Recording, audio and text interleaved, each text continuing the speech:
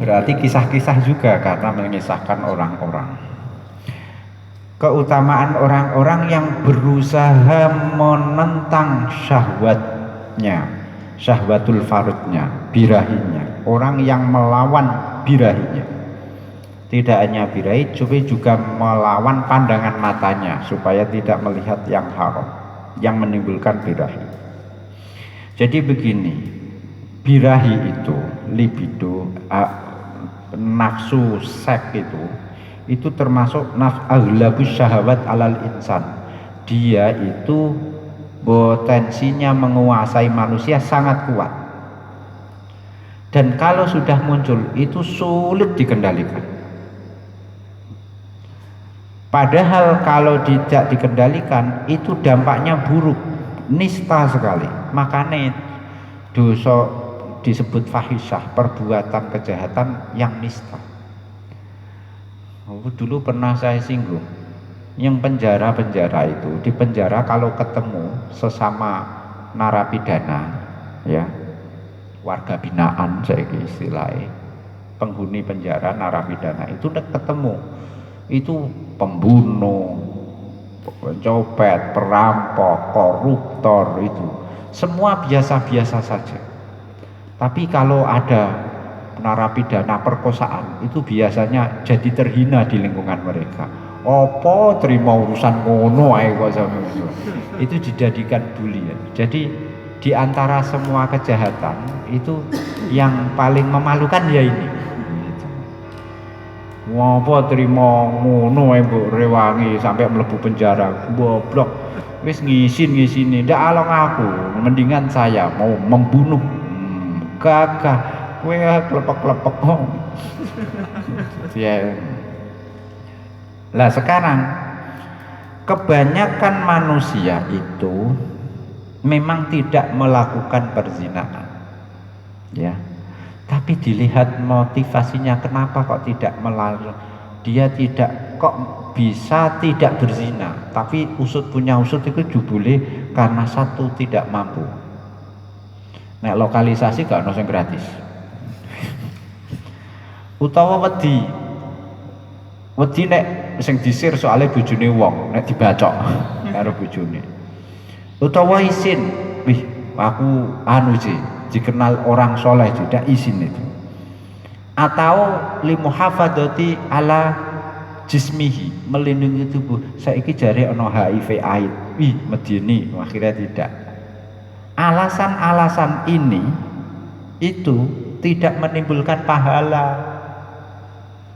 Meskipun kamu berhasil tidak zina, tapi tidak berpahala karena alasannya itu tadi, takut, isin, ya, perhitungan itu. Ya. Tuh, itu hanya kalau niat motivasinya itu bisa menghindari zina, itu sama dengan dia melindungi dirinya sendiri. Aku tak jaga kesehatan, ben sehat orang kena HIV AIDS misalnya begitu. Itu berarti demi melindungi ini, bukan tidak berpahala itu. Tapi ya wis mending lah ora zina kan gitu. Meskipun ya orang untuk ganjaran, yang penting orang untuk dosa. Meskipun tidak dapat untung pahala, minimal tidak rugi karena berdosa. Wis ngono. Lah terus yang dapat pahala yang bagaimana? Yang dapat pahala itu catat mampu, duit. Tidak ada yang menghalang-halangi, ya tidak takut, ya tidak malu, tidak khawatir AIDS dan lain sebagainya. Sudah steril misalnya, sudah ada disemprot disinfektan misalnya. Itu. Nah, ketika semuanya sudah tersedia, tidak ada penghalang apa-apa, kok memilih tidak berzina. Nah, ini namanya berpahala. Tuh berpahala begitu. Memilih tidak berzina. Nah, yang seperti ditahan-tahan padahal nafsunya kuat lah. Kata Rasulullah, malah orang yang seperti ini mati syahid. Orang barang siapa man asyqa fa'affa fakatama, barang siapa yang memendam birahi, terus kemudian tidak dia salurkan, dan dia melindungi dirinya dari yoga disalurkan, yoga melihat, yoga misalnya lihat yang porno, lihat melalui onani dan lain sebagainya. Pokoknya tidak cerita apa-apa, sampai karena dipendam nafsunya saking kuatnya, dia memendam sampai akhirnya mati. Makanya matinya syahid. Itu. Jadi kamu kok ndelok wong wedok ayu kok gak betah ndredeg kabeh kuwatir dosa mati, syahid kan. Syahid itu aja kuwatir.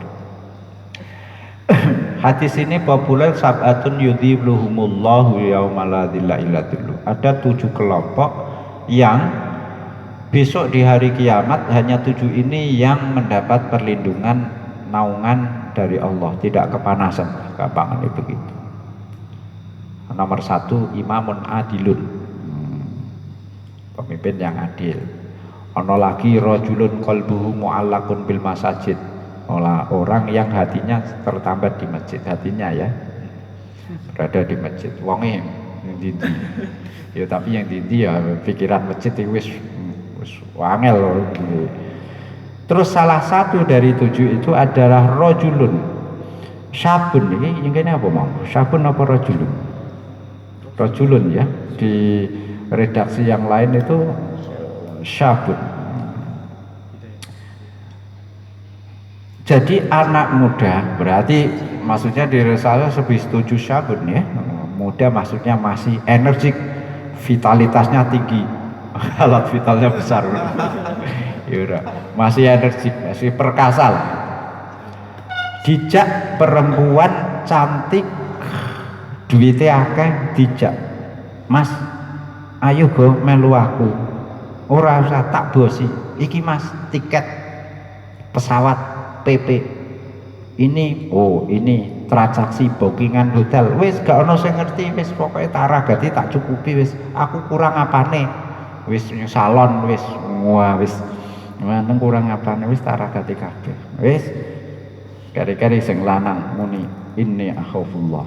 Mboten Mbak, mboten kula ajrih. Nah, orang yang laki-laki seperti inilah yang besok di hari kiamat dapat naungan dari Allah. Tapi rasanya kita tidak melalui pintu inilah.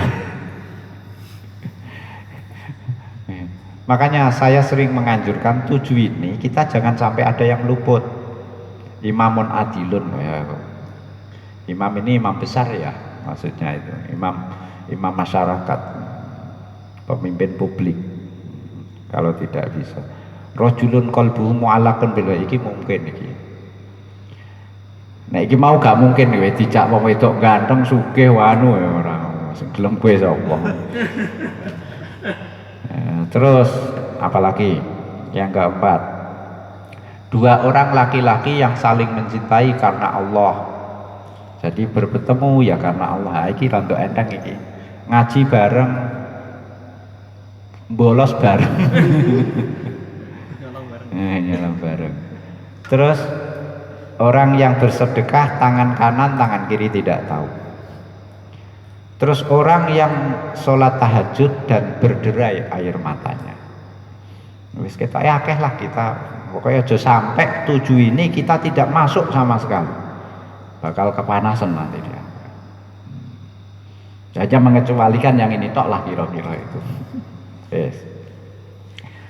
Waktu Nabi Yusuf terkenal dibujuki oleh Zulaikha, padahal mampu. Zulaikha ya seneng ya wis dia, tapi kemudian Nabi Yusuf nolak. Allah memuji Nabi Yusuf, nolak seperti itu. Lah kuwi kan ora Nabi Yusuf.